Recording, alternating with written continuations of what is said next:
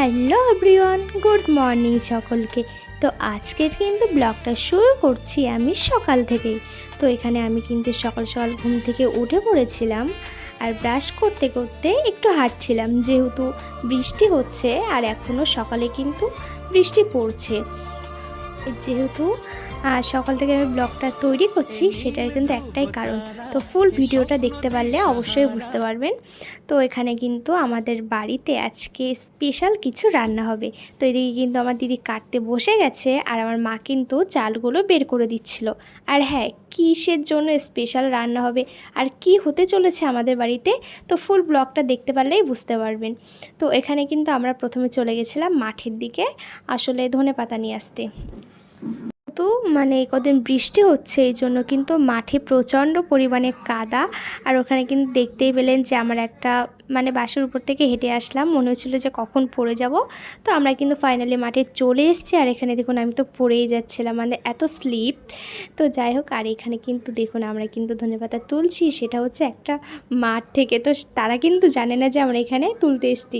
তো যাই হোক, আমরা এখান থেকে অল্প কিছু নিচ্ছি, যেহেতু এখন নিই। তো হুট করে মনে পড়লো যে এটাও তো লাগবে। তো আমি, আমার দিদি আর আমার দুই দিদি, আমি আর আমার দুই দিদি আমরা কিন্তু চলে গেছিলাম মাঠে। আর মাঠে এসে কিন্তু খুবই ভালো লাগছিল, কারণ তার বৃষ্টি হয়েছে, তার মধ্যে আকাশটা একটু মেঘলা মেঘলা। তো আমাদের কিন্তু তোলা হয়ে গেছে, আমরা কিন্তু এখন যাচ্ছি বাড়ির দিকে।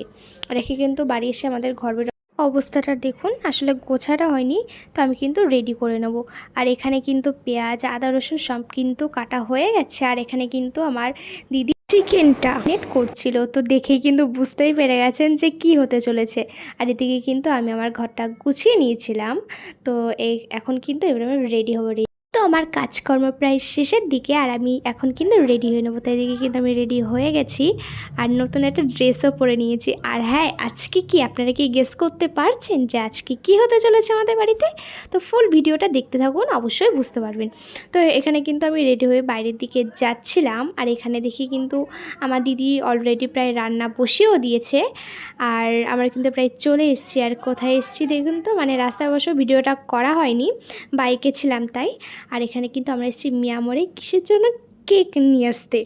তো এখানে কার জন্মদিন, কার জন্য কেকটা নিচ্ছি সেটা কিন্তু অবশ্যই বুঝতে পারবেন। আর এখানে কিন্তু আমাদের কেকটা নেওয়া হয়ে গেছে, আমরা কিন্তু এখন যাব বাড়ির দিকে। আর এখানে বললো যে আমাকে কয়েকটা ফল নিতে, তো আমি সেটাই নিচ্ছিলাম। তো এদিকে কিন্তু আমার কাটা কেনা হয়ে গেছে। আর এখন কিন্তু আমি যাব বাড়ির দিকে। আর হ্যাঁ, ফুল ভিডিওটা কিন্তু অবশ্যই দেখবেন, নাহলে কিন্তু বুঝতে পারবেন না জন্মদিনটা কার আর জন্য। তো আজকের ব্লগটা এটুকুই, আবার দেখা হচ্ছে পরের